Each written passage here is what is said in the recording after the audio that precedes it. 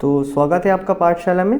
आज हम कंप्लीट करेंगे मतलब स्टार्ट करने वाले काइनेटिक थ्योरी ऑफ गैसेस, और इसमें हम आज आरएमएस स्पीड ऑफ गैस को कवर अप कर लेंगे। तो स्टार्टिंग है चैप्टर का, तो थोड़ा बहुत बेसिक बातें कर लेते हैं। तो पहला बात कि हमने जो थर्मोडायनेमिक्स में पढ़ा था तो वहाँ हम गैसेस को ले रहे थे ना। अगर आप गैसेस में देखो तो गैसेस के अंदर क्या होते हैं, मॉलिक्यूल्स होते हैं, और ये मॉलिक्यूल्स क्या होते हैं, काफ़ी दूर दूर में प्लेस्ड होते हैं। अब देखना, ये जो दूर दूर में प्लेस्ड होते हैं तो इनमें से डिफरेंस क्या है भाई, सॉलिड मतलब सॉलिड, लिक्विड और वाटर मतलब सॉलिड, लिक्विड और गैसेस में डिफरेंस क्या है।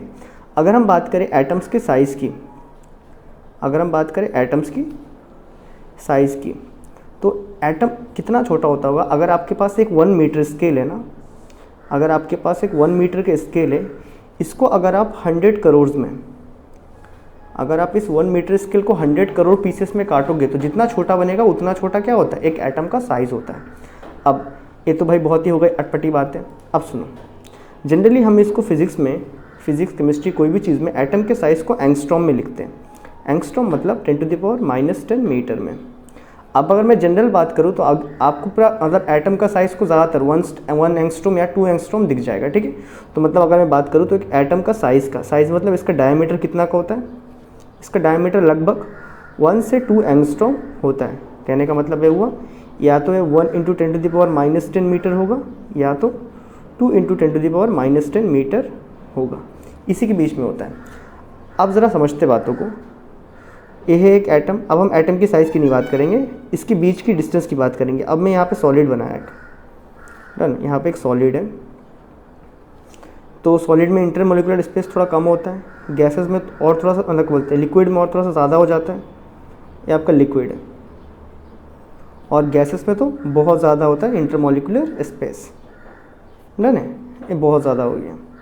तो मैंने यहाँ पे क्या बनाया, पहला वाला है सॉलिड, उसके बाद है आपका लिक्विड, फिर है जाके आपका गैस, डन। अब देखो, अगर हम ऑन एवरेज बात करें इस इंटरमोलिकुलर डिस्टेंस का ना, इस इंटरमोलिकुलर डिस्टेंस है जो सेपरेशन का डिस्टेंस है ना इनके बीच में, अगर हम इस डिस्टेंस का बात करें, इस डिस्टेंस का अगर हम बात करें तो हमारा जो सॉलिड होता है ना, सॉलिड में डिस्टेंस होता है ऑन एवरेज लगभग 2 एंगस्ट्रॉम के बराबर, मतलब 2 × 10⁻10 मीटर। तो सॉलिड के अंदर इतना सेपरेशन होता है ऑन एवरेज में। वही अगर हम लिक्विड की बात करें तो लिक्विड के अंदर ये वाला यही जो सेपरेशन का डिस्टेंस है ये बन जाता है आपका 4 एंगस्ट्रॉम का, या फिर 4 × 10⁻10 मीटर का सेपरेशन होता है। वही अगर हम गैसेस के बीच में बात करें तो ये जो इंटरमोलिकुलर डिस्टेंस होता है गैसेस के बीच में ऑन एवरेज में ये होता है आपका 10 एंगस्ट्रॉम का, डन, मतलब 10 × 10⁻10 मीटर। ये होता है इनके बीच का सेपरेशन, डन। अब देखना, अब होता क्या है, जब भी हम कोई गैस को हीटअप करते हैं ना, मान लो कि ये हमारे पास एक कंटेनर है, इसके अंदर हमने गैस लिया है। जब हम कोई गैस को हीटअप करेंगे तो गैस तो भाई और कोई स्टेट में चेंज नहीं होगा ना। जब मैंने इसको हीटअप करना शुरू किया, क्या गैस कोई और कोई स्टेट में चेंज होगा? गैस के बाद कोई स्टेट है? नहीं है। प्लाज्मा है, लेकिन हम प्लाज्मा मतलब क्लास 11 में हम प्लाज्मा का बात नहीं करेंगे।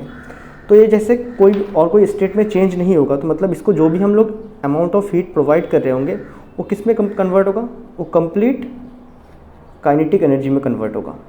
इसीलिए इस चैप्टर का नाम है काइनेटिक थ्योरी ऑफ गैसेस। इसका मतलब हम यहाँ पे बात करेंगे कि भाई ये जो एनर्जी कन्वर्जन होगा ना, काइनेटिक एनर्जी में जो कन्वर्जन होगा कैसे होगा। अभी देखो, जैसे हीट मिला काइनेटिक एनर्जी में कन्वर्ट होगा। काइनेटिक एनर्जी मतलब क्या है, ये पार्टिकल ज़्यादा ऑसिलेट करेंगे। अब जैसे ऑसिलेट करेगा ना, क्या होगा ना, ये ऑसिलेशन के चक्कर में ये रैंडमली यहाँ हुआ टकराएगा, रैंडमली इस कंटेनर के अंदर यहाँ हुआ टकराते रहेगा, डन है। ये जो यहाँ हुआ टकराते रहता है ना, ये देखो इस कंटेनर के अंदर यहाँ हुआ टकराएगा, कोई पार्टिकल से जाकर टकराएगा, अपने ही गैस पार्टिकल से टकराएगा, तो ये सब करने लगेगा। और जो वो टकराता है ना, वही वेलोसिटी, वही मोमेंटम हमें फील होता है एज अ टेम्परेचर। शटांग से क्या, जब एक हॉट कप को पकड़ते हैं तो उसके अंदर मॉलिक्यूल्स क्या होते हैं, वाइब्रेट कर रहे होते हैं। और जो वही वाइब्रेशन जब हमें हमारे मतलब हाथ में आके टच होता है ना, तो हमें वही क्या लगता है, हम उसी को फील करते हैं एज अ टेम्परेचर, क्योंकि सेंसेशन है ना। हम सेंस कोई चीज़ को कब करेंगे, अगर कोई फिजिकल चीज़ है तभी सेंस कर पाते हैं। टेम्परेचर को हम कैसे सेंस कर पाते हैं, क्योंकि उसमें हमारे पास हमारे हाथ में क्या टकराता है, एटम्स टकराते हैं, डन। अब देखना, मतलब टकराते नहीं है, मतलब उसका जो मोमेंटम का इफेक्ट होता है ना, वो चीज़ होता है। आया समझ में? मेन हमें मोमेंटम हिट करता है, तो उसी चीज़ को हम क्या फील करते हैं, एज ए टेम्परेचर फील कर रहे होते हैं। अब देखो, तो यहाँ पे ये जो रैंडम टकरा रहा है, इसके ऊपर 2 टॉपिक निकल के आता है। एक है फ्री पाथ तो उसके बारे में थोड़ा बात कर लेंगे। तो ये मान लेते हैं हमारे मतलब हमारे कंटेनर के अंदर बस 4 ही गैसेज हैं। अब ये जो गैस हुआ ना, जब एक्साइटेड में होगा, जब मान लेते हैं सबसे ज़्यादा वेलोसिटी इस गैस के पास है, बाकी सारे धीमे हैं इस कंडीशन में, तो ये क्या करेगा, कहीं जाके टकराएगा, किस कंटेनर से टकराएगा, फिर जाके अपने एक मॉलिक्यूल से टकराया, फिर यहाँ टकराया, फिर यहाँ टकराएगा, फिर यहाँ। ये जो टकरा रहा है ना, ये देखो यहाँ से लेके यहाँ तक, यहाँ जाके टकराया वो। ये जो डिस्टेंस है इसके बीच में कोई कहीं पे कोलिजन किया क्या, वो नहीं किया ना। तो यहाँ पे जो कोलिजन नहीं किया इसी को हम बोलते हैं फ्री पाथ। जिस पर्टिकुलर डिस्टेंस में ये जो डिस्टेंस वो कोलिजन नहीं करता उसी को हम बोलते हैं फ्री पाथ। जैसे ये वाला एक और फ्री पाथ बन जाएगा आपका, फिर ये वाला डिस्टेंस यहाँ पे किया था, ये वाला एक और फ्री पाथ बन जाएगा, ये वाला एक और फ्री पाथ बन जाएगा, ये यहाँ तक एक और फ्री पाथ, ये फ्री पाथ। तो अब तुम ज़रा देखना, ये जो फ्री पाथ है ना, अभी गैस होते तो बहुत ज़्यादा मतलब वाइब्रेट करते, अब वो जाके हर जगह हर कोना में टकराते रहेगा। तो क्या हमारे लिए पॉसिबल है कि हम सारे फ्री पाथ को कैलकुलेट करें? इवन भाई इतने छोटे होते हैं कि हम माइक्रोस्कोप से भी नहीं देख पाएंगे कि भाई कितना कोलिजन हो रहा है। तो क्या हमारे पास पॉसिबल है कि हम उसके फ्री पाथ को ए 10 मीटर मूव हुआ, ए 20, ए 30 ऐसा करके जोड़ के निकाल लें कि भाई कितना ऑन एवरेज मूव कर रहा है, मीन एवरेज निकाल लें? क्या पॉसिबल है हमारे लिए? नहीं है। तो इसीलिए देखना, लेकिन हाँ इसका जो एवरेज जो डिस्टेंस कवर होगा ना, ये जो एवरेज देखो यहाँ पे सपोज इसका फ्री पाथ D1 है, यहाँ पे D2 है, ये D3 है, ये D4 है, ये D5, ये D6। तो अगर हम इसका एवरेज निकाल लेंगे, तो D1 plus D2 plus D3 plus D4 upon 4 done. या फिर अगर इन नंबर ऑफ कोलिजन करता है, हमें नहीं पता कितना कोलिजन कर रहा है, तो इसका एवरेज क्या हो जाएगा, D1 D2 D3 कहाँ तक, Dn तक अपॉन n।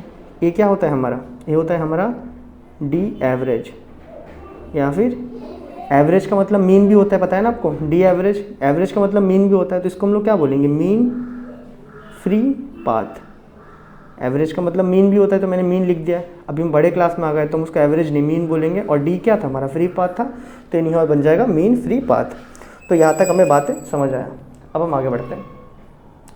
अब देखो, अब हमें मेन यहाँ पे निकालना है RMS स्पीड ऑफ गैस। अब देखना, तुम खुद से ही बताओ क्या हमारे लिए कभी भी पॉसिबल होगा। अब देखो इसके अंदर अगर एक मॉलिक्यूल है, डन, ये अगर यहाँ इसके अंदर तुम्हारे अंदर एक मॉलिक्यूल, बहुत सारे मॉलिक्यूल लेते हैं कंटेनर के अंदर, let us consider n number of molecules, n है, बहुत सारे हैं। ये V1 वेलोसिटी से मूव कर रहा है, ये V2 से मूव कर रहा है, ये V3 से मूव कर रहा है, ये V4 से मूव कर रहा है, इस तरह बहुत सारे, डन।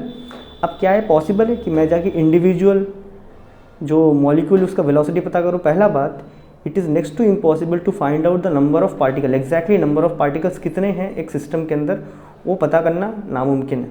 आया बात समझ में? और उसका इंडिविजुअल वेलोसिटी तो उससे भी टफ काम, वो जो हो ही नहीं सकता है। तो याद रखना, हम जो यहाँ पे जो RMS स्पीड ऑफ गैस निकालेंगे वो कुछ अलग तरीके से निकालेंगे, कुछ अलग तरीके से। हम कुछ बेसिक रिलेशन को यूज़ करेंगे और उसमें से उसको ड्यू निकाल ठीक है। मतलब हम लोग डायरेक्टली फाइंड नहीं करने वाले हैं, डायरेक्टली मीन नहीं लिखेंगे, हम कुछ कोरिलेशंस यूज़ करेंगे। तो उसके पहले हमें क्या कर लेना है, तो हमें पहले लेट मान लेना है, let us consider n number of molecules. कितने मॉलिक्यूल्स हमारे पास, n नंबर्स हैं, बहुत सारे, विथ वेलोसिटी। इनके पास वेलोसिटीज़ क्या क्या थे, मैंने यहाँ पे लिखा था, V1 है, V2 है, V3 है, V4 है, ऐसा करके कहा था कि Vn तक है।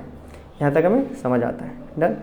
अभी अगर मैं बताऊँ, देयरफॉर अगर ये वेलोसिटी से मूव कर रहे हैं तो एवरेज, तो इनके पास क्या होगा, वेलोसिटी से मूव करें तो काइनेटिक एनर्जी होगा। तो इनके पास सबका टोटल काइनेटिक एनर्जी कितना हो जाएगा, सब मिला के टोटल काइनेटिक एनर्जी कितना हो जाएगा। तो आप बोलोगे पहले वाले का, अब देखो सारे आइडेंटिकल सेम मॉलिक्यूल्स हैं, तो पहले वाले का भी मतलब सारे सेम, सारे ऑक्सीजन के मॉलिक्यूल है तो सबका मास सेम होगा, mv1², फिर हाफ ऑफ mv2², फिर हाफ ऑफ mv3², ऐसा करके कहाँ तक, इन नंबर ऑफ मॉलिक्यूल तक जाएंगे हम। यहाँ तक हमें समझ आया। अब देखो, अभी अगर मुझे पता करना है भाई, मैं सबका नहीं निकाल पा रहा हूँ, मुझे एक एवरेज में एक वैल्यू दे दो, बस एवरेज में एक वैल्यू दे दो, उससे मेरा बात बन जाएगा। ये अगेन थ्योरेटिकल है, हम इस तरह कभी भी नहीं निकालते, हम टेम्परेचर के टर्म पे इसका स्पीड निकाल लेते हैं, ठीक है। अब देखो, वो हम लोग बाद में बात करेंगे, एनीहाउ। तो यहाँ पे टोटल अगर काइनेटिक एनर्जी मुझे निकालना पड़े तो मैं सबका काइनेटिक एनर्जी निकालूंगा, उसको सम अप कर लूँगा।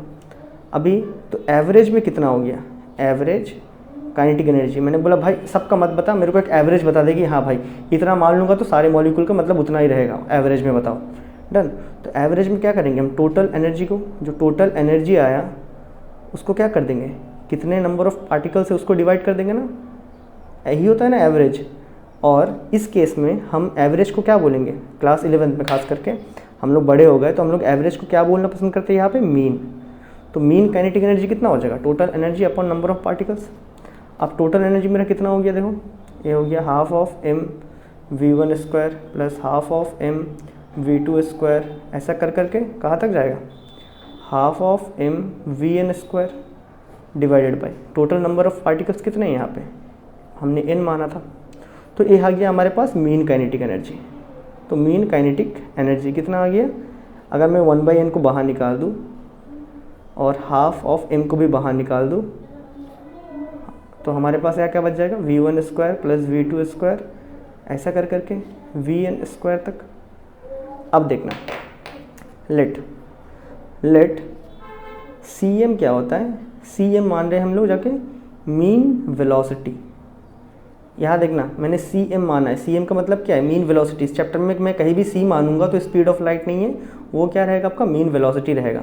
तो जो मीन काइनेटिक एनर्जी है उसको मैं ऐसा लिख सकता हूँ क्या, half of m mean velocity square, और मीन वेलोसिटी क्या है cm इजिकल टू यहाँ पे क्या आ जाएगा 1/n। तो half of m common, v1 square v2 square vn square तक, यहाँ तक लिख सकते हैं। क्या यहाँ से हाफ ऑफ m कट जाएगा तो मेरे पे cm स्क्वायर कितना आ रहा है, v1 square plus v2 square plus vn square upon n आ रहा है कि नहीं।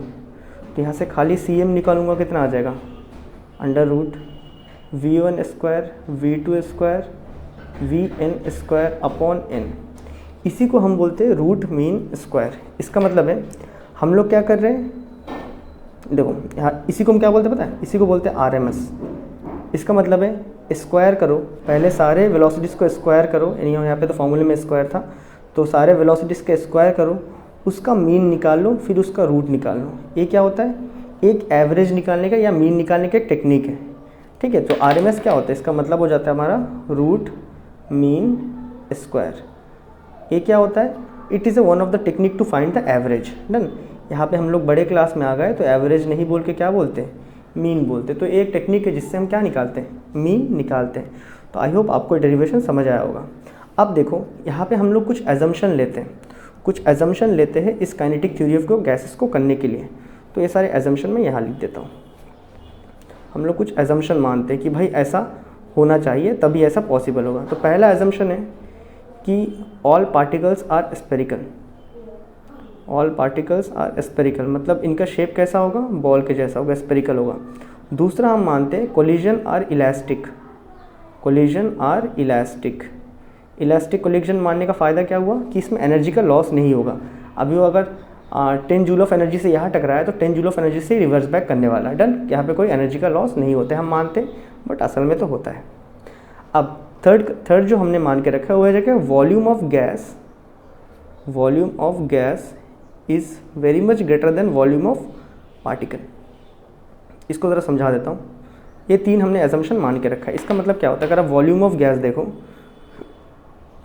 अगर इसके अंदर 10 मॉलिक्यूल्स भी है गैसेस का तो 10 मिलके क्या इस पूरा वॉल्यूम को ऑक्यूपाई कर लेगा, ये तो उनका फंडा है।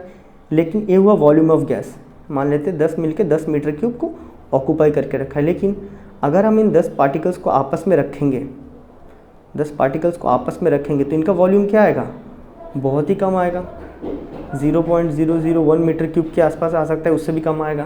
तो इसका मतलब यही होता है, जो वॉल्यूम ऑफ गैस होता है वो बहुत ज़्यादा होता है कंपेयर टू आपका वॉल्यूम ऑफ पार्टिकल्स के।